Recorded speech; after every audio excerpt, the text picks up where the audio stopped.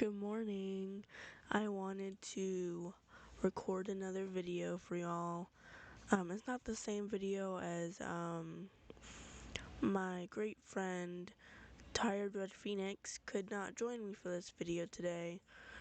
So we're just gonna read something different until she's able to join me and we can finish the other book together. I love doing collabs with her. It's always so fun. I know I haven't really been uploading very often, but like I said in my last video, some stuff has been happening, and I actually have a doctor's appointment tomorrow for my leg, so I really do hope that goes well. But anyways, we are reading My Medical Guardian, which is, of course, Ratchet X Reader. And yeah, it should only be an hour and 40 minutes long. It won't be very long. It should only be about an hour and 40-minute video. But anyways, let's see. Okay, I guess we might as well get started. Oh, and thank you all so much for clicking on this video.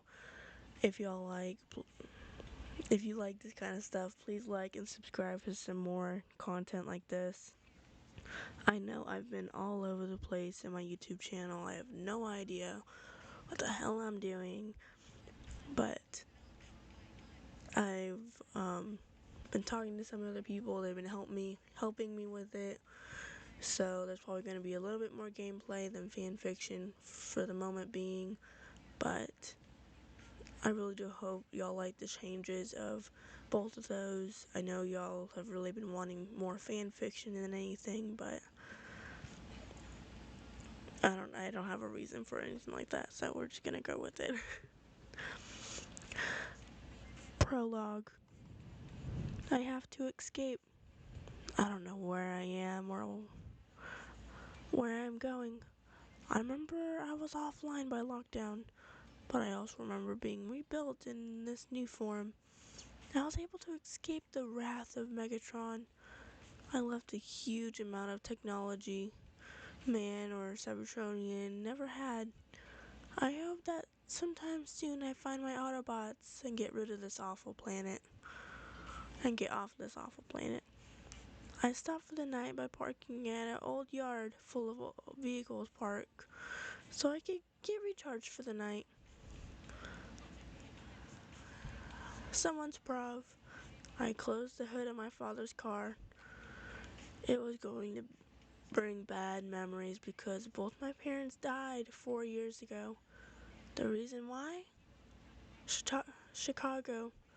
The Battle of Chicago, where they both died at the hands of Decepticons named Shockwave. He died in battle, which is good enough for me to know he's gone. The army asked I never say anything about, or they'll wipe anything of my memory. My name is Harp Angel. I'm 18 years old and a professional auto mechanic and car designer. Right now I'm driving down top to drop off my dad's car for a new car that came in last night. I smile. Hey Fred, got anything for me? I asked Fred, who's walking up chuckling. Yeah, I got you the car. And you bring me one? Why don't you have a look at her? He said. I followed him to the white car parked on the side of two junky cars. I nod. It looks more like a he, I said, lifting the hood to see the engine was good. I came to the side, seeing a symbol I never thought to see. I quickly paid for everything and sat in the car to speed away to the house. Damn, how is it possible? I said, driving to my garage. The radio started to glitch as I stopped, taking my hand off the driver wheel. A car light was behind me and finally looked to see Ben coming up to the window. Hey Angel, what you doing out here this early in the morning? He asked. I roll up the window and look at the radio. Please, I asked the bot to drive away. It was a quiet moment as it started driving towards the forest. Ben look at the car drive when I look at him standing in the mirror. I'm sorry. You shouldn't have stayed in that car lot. You need to understand that there could have been a Decepticon around. I said. The car jerked back and I hit my head. The seatbelt traps me inside with locked doors. The radio glitched and grunted. What do you know about Decepticons? The bot said to me. My breath started to get heavy and finally said the truth. My parents were killed by Decepticons. I said to him. The seatbelt grip loosened and he sighed. I am sorry for your loss, girl.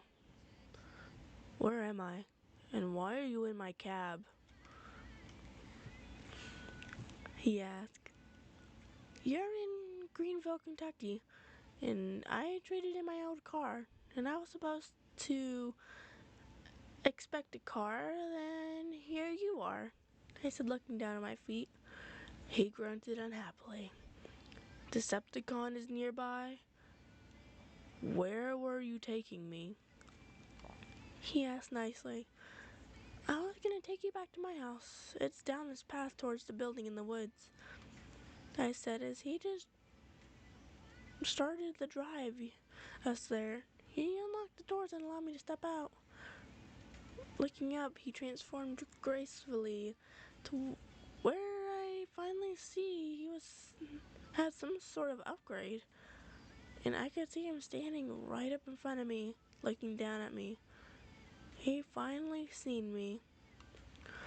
So I am stuck here with a small girl, he said, moving a blue light to scan me. I look around confused. What is that? I asked him and he looked at me. A scanner. I can easily get data of who you are. Yeah, he said. When he checks his screen thing, it was blocked off with many different things. I finally looked at him and said, the army is hiding who I am because I lost both my parents and having no family members. I said, putting my hand in my pant pocket. He looked back at me. Then what do they call you? He asked, and I smiled. I'm Harp Angel Smith. Nice to meet you, I said to him. I could tell he relaxed a bit and crossed his arms. I'm Ratchet, the Autobot, chief medic. I am not okay. He introduced himself and let out a sigh. You miss your Autobots, don't you? I asked him straight out. And you must think they must think you're offline. Ratchet nodded. For a young girl, you can read people's minds easily, he said, we just decided to go inside the big garage. Well, you have to sort of when army boys try to flirt and mess with me, I said, walking inside the door, closing by themselves. He looked around. Why do you have a garage this big? And for all this space? He asked me. I chuckled. This is only the main part. In the back, the paint and simply a design studio, I said. He seemed shocked and looked at the other area that are able to fit him while standing. My eyes look at the design studio as I remove some of the paintings and placing them on shelves. This reminds me of my med bay back on Cybertron, he said to himself. I look up and allow him to look at the designs on cars' sides I made. A knock was on the door and I ran to the metal door to see. Ratchet, transform back to your alt form, I whisper, and he went to a random space next to my tools.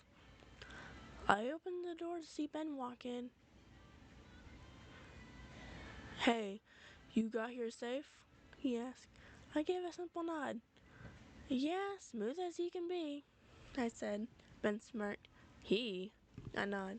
All right, not my car, he said, leaving. I closed the door and see Ratchet quietly listening to the car drive away. The boy is worried about you, he said. I frowned. That boy tried to rape me, I said, crossing my arms.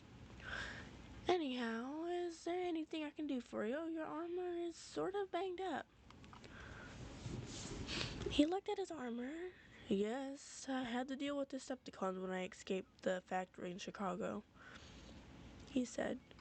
I nodded and noticed he wasn't used to this. Maybe I don't normally need to be fixed, he said, till he noticed the scratch that goes down to his leg. I bit my lip and pointed to the dents. I can finish it tonight, I said. Ratchet sat down leaning against the wall looking at me. Fix me? Never thought someone would offer to do so. Well, he said, looking at me, standing up straight. I walked over to the picture of a car that was rusted and moved the topper off the same car. His optics widened at the new car look. Happily, I showed him the car. This is actually my mom's car. A friend of mine bought it out, and I finished it, I said, opening up the door. Ratchet sighed. Fine, you can fix my armor, he said, looking at my design studio and picked up a piece of paper off of it. Do something like that, he said, and I nodded. He transformed into his alt mode and I got to work. I know this is not my, I guess it is my normal shit I do, but whenever oh shit, did not mean to say that. Whenever Tired Red Phoenix has time off, whenever she has time, me and her will collab again and finish that storybook. But for now, let's hopefully finish this one. If not, I'm going to make multiple parts of this one too. Chapter 1, Ratchet's Prov. I just online myself to find Harp asleep in the back seat, and I sighed, allowing her to sleep. I know she spent all night fixing all my dents and cuts. Then I went into recharge. All I knew that she finished what she said. She started to wake up and crawl towards the door. A big smile was across her face as she stepped back for me to transform. Transforming to see the green design that I asked for, and I noticed my Autobot symbol was standing right where it should be. Impressive. Your artist ability is amazing, I said. She smiled brightly. It is actually one of my greatest works, Harp said, looking up to me. I nodded, kneeling down to her level. What do I owe you? I asked her, knowing humans need things. She looked at me shocked. Nothing your kind does so much for you humans. It the least I could do, I said. Moving towards the small fridge, she picked up a water bottle. I mean it. No, I mean it, I said to her. She looked at me and gave I don't know shrug. It was finally that I came up with the idea. She knew about Decepticons and had no protection. Moving to stand up. Guardian, I said simply. She looked at me confused. I'll be your guardian. You seem to understand what the difference between Decepticon and Autobots, I said. Her eyes widened. But don't you need to get back to your Autobots? I chuckled. She's still quite young to understand. Yes, this is true, but it seems you are not worried about anyone seeing me, I said to her. Harp Angel looks up and at me and nods. Well, yeah, only Ben comes out here and he rarely does. These woods are even said to be haunted sometimes because of the crash 2 years ago. I roll my optics at her, seeing her joking around. For a human, she is perfectly fine with many key skills and to be a medic just like me. Looking at her yawn, she went to lay down on the couch, starting to fall asleep. Shouldn't you have to work to do? I asked her, seeing she's tired from working.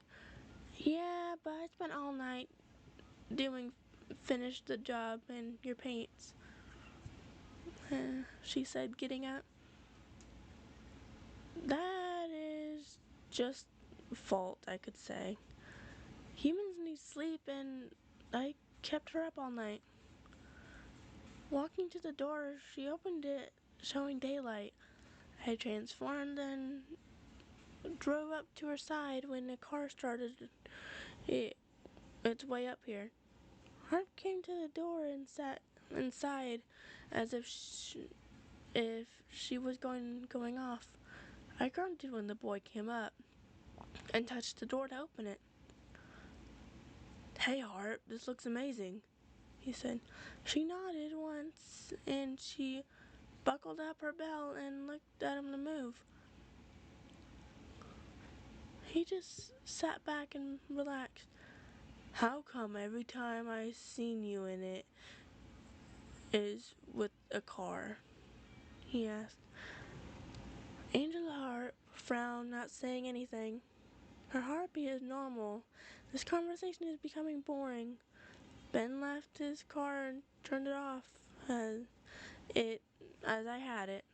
Closing all doors and locking them, I decided to go into a grassy path leading deep into the woods. She leaned back tired, her eyes drooped when she watched me drive. Get into the back seat and get some sleep. I'm going to drive down the woods, I say to her. But what if someone sees you? She asked me. I chuckle. I tint my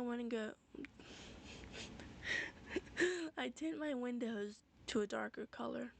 Leave that to me. You need your sleep, I said to her as she went into the back and laid her head down. Harp quietly gazed up at my radio and closed her eyes, sleeping. I sighed, knowing at least the youngling should be out here with me, but I don't want that male to make her mother in the next week. Good Lord, I can't. I slowly go down the path and park in a small spot hiding in the grove of trees.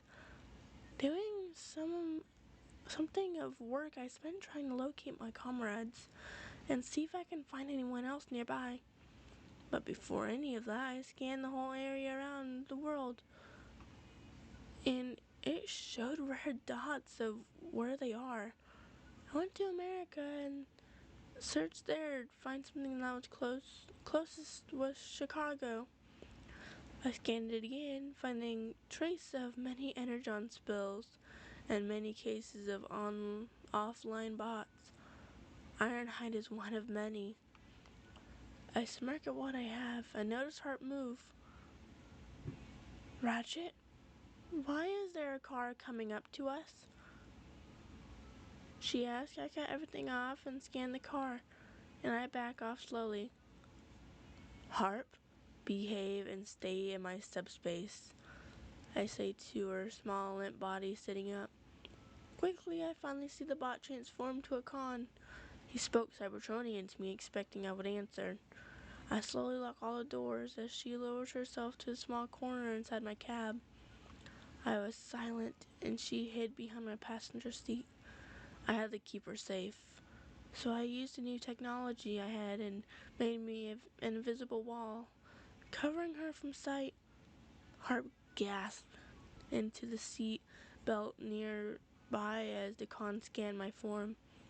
I sent a message to him, and it sent right in time, making him think he had a job to do.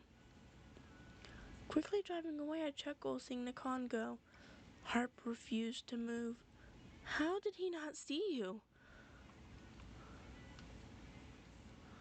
Harp smiled as she sat up on the back seat. You used some kind of protection to keep me safe, she said. Her hands held up in the back seat and she smiled happily. I started to drive away as quickly as possible till I seen something I never expect. A huge amount of rain starts pouring down. She gasped, looking at the window and seeing drops down my window. Just telling me, go to sleep, go to sleep, go to sleep. Okay, chapter 2. I spent about 4 or 5 days with Harp, learning many things about her. Her skill of being able to fix a vehicle less than number of days needed is impressive. I just wanted to know one thing. Why didn't I know about her when I was at a base? Harp basically explained everything that had happened when she told me about her parents dying. I found looking at her as her mother's car went away into the new owner. She stepped inside. Done, she said, just falling to the floor. You are one of the strangest femmes I have ever met, I said, kneeling down, looking over her. She chuckled. You're a betcha. She stood up and went to her design studio. Now, since I'm done, I can take all my money and do what the heck I want with it. She's independent than most femmes I have cared for or even met. Harp truthfully lived her life as if they wanted her to. But I had one thing in mind.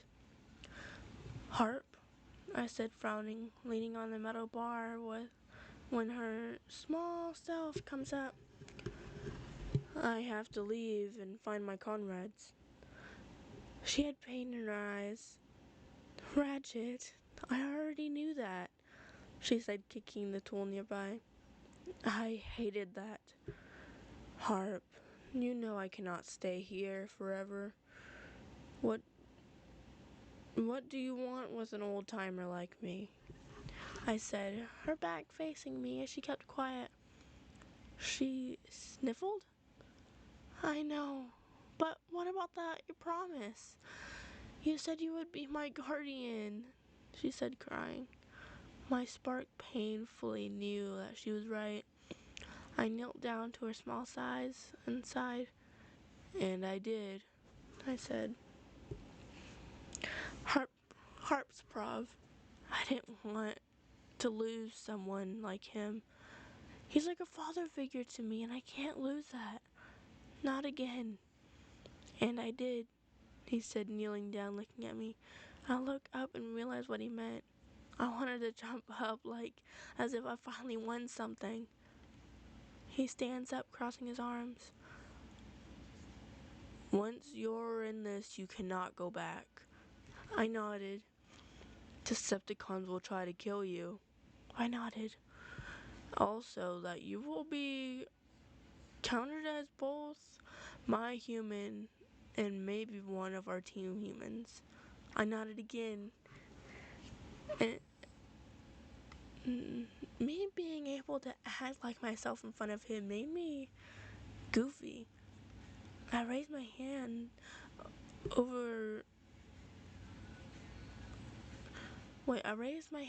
and the other over my heart. I, Harp Angel Smith, Ratchet Human, promise to not cause any trouble for the team of Autobots and promise to do as I am told, I said.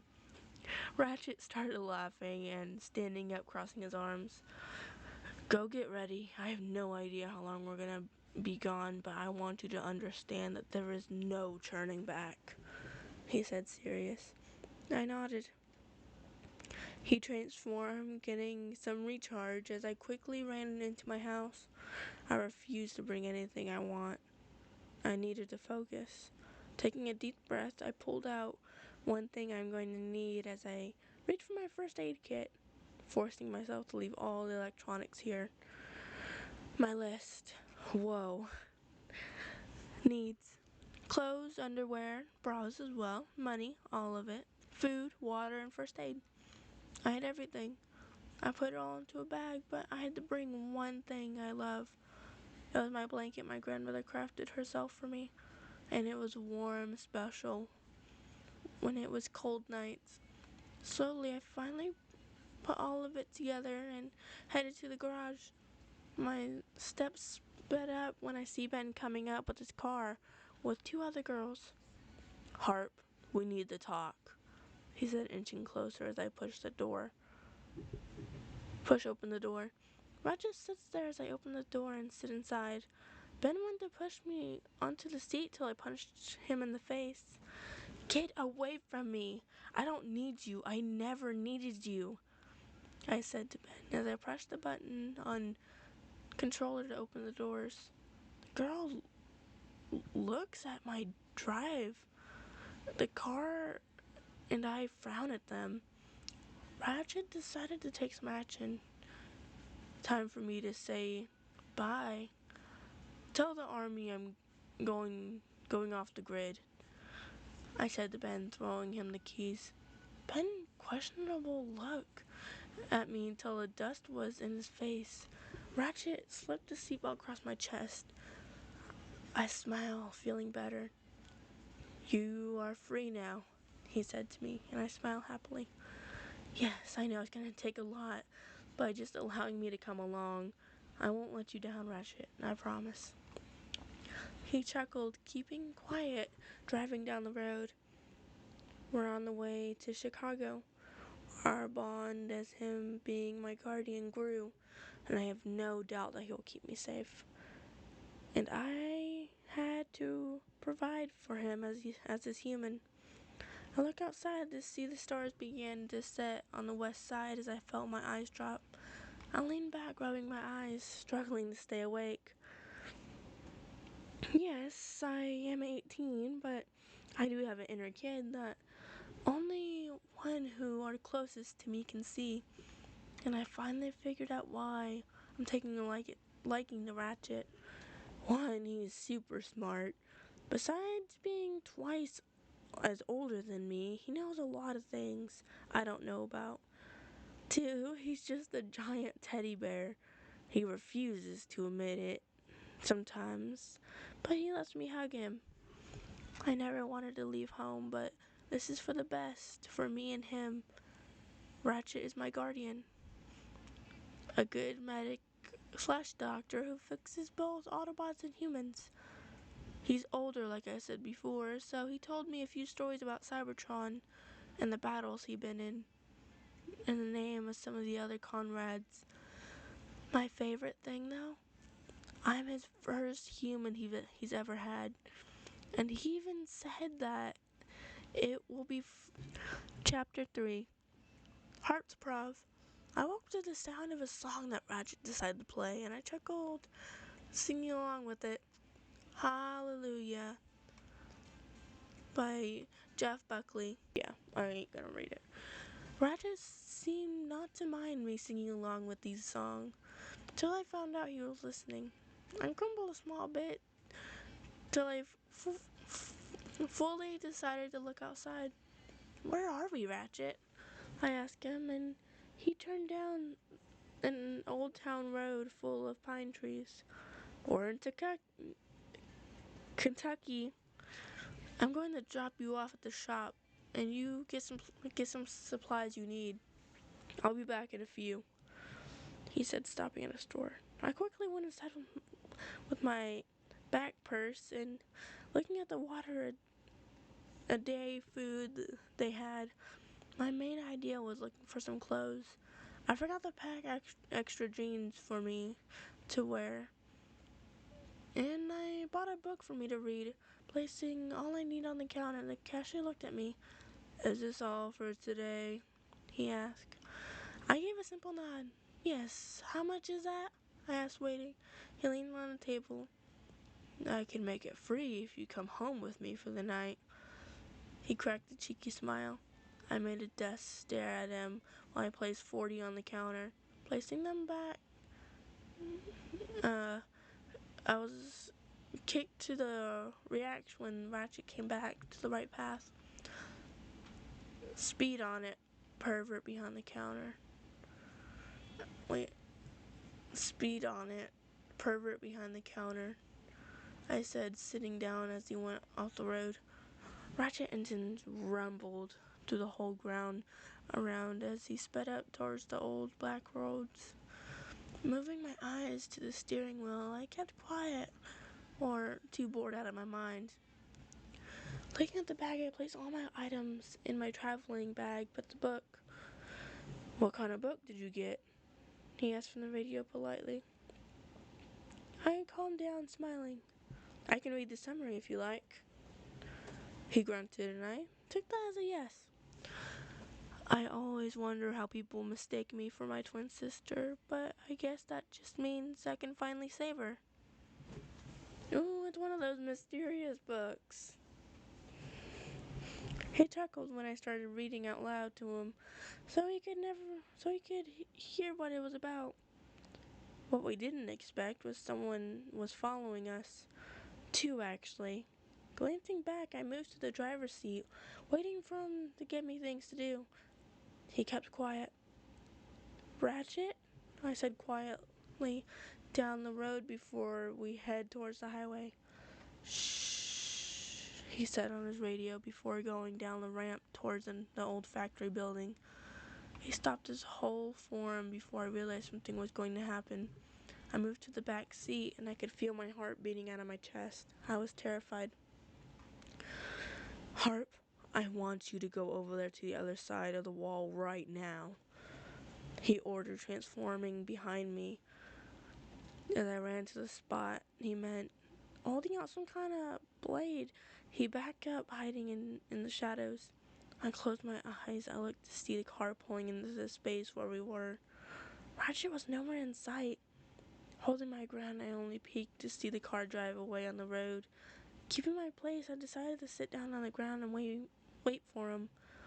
I had this feeling to turn around, but I kept my head straight forward. Still no response. The urge to look behind me grew when I heard a small creaking sound. My skin had goosebumps crawling up my arms. Lowering my head, I looked underneath my hair, covering my face and seeing...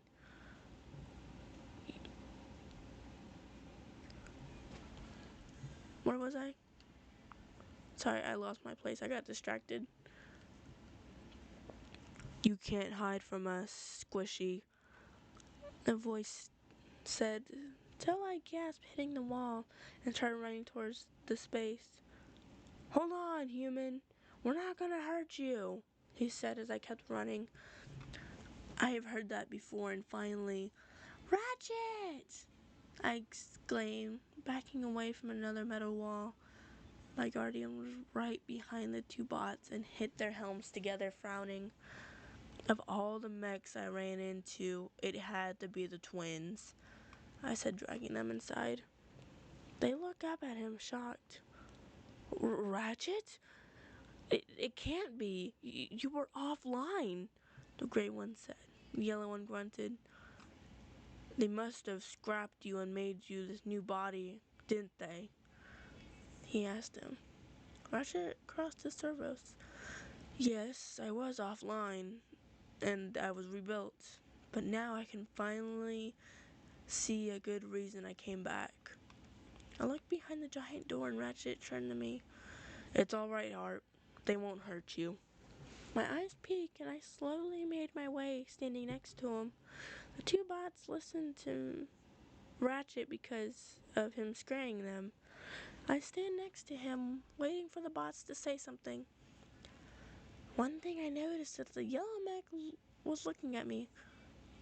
"Sideswipe, Sunstreaker, this is Harp Angel," Ratchet said. I looked at the two.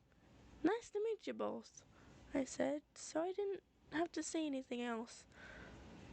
The yellow stood up and looked at me. "Why do I recognize you from somewhere?" he said, looking at me. I looked at him confused. "Bro, what are you talking about?" the red one said to him. The yellow one snapped. "I know what I'm thinking. I'm thinking that I've seen this girl somewhere before." Ratchet looked at the twins confused. "What in the primes are you talking about, Sunstreaker?" he said, looking at the yellow bot for a small second. Seeing He does seem familiar, but it must just be a silly thing.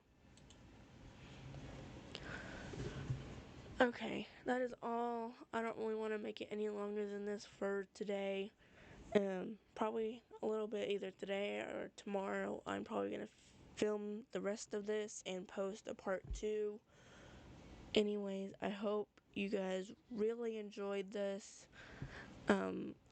Man, all the books I've been posting so far is all the books I've read and that I love so much. I haven't read this book in so long, so I just wanted to read it again. Man, these books are bringing back so many memories. But anyways, I really do hope y'all like this one. Please like and subscribe for more until I struggle with speaking. Anyways, I love you all, and please be careful out there. It is such a dangerous world. It's just been getting worse since COVID ended, and please, please, please, please be careful on who you speak to. And I love you all so much, and you guys have a great rest of your day.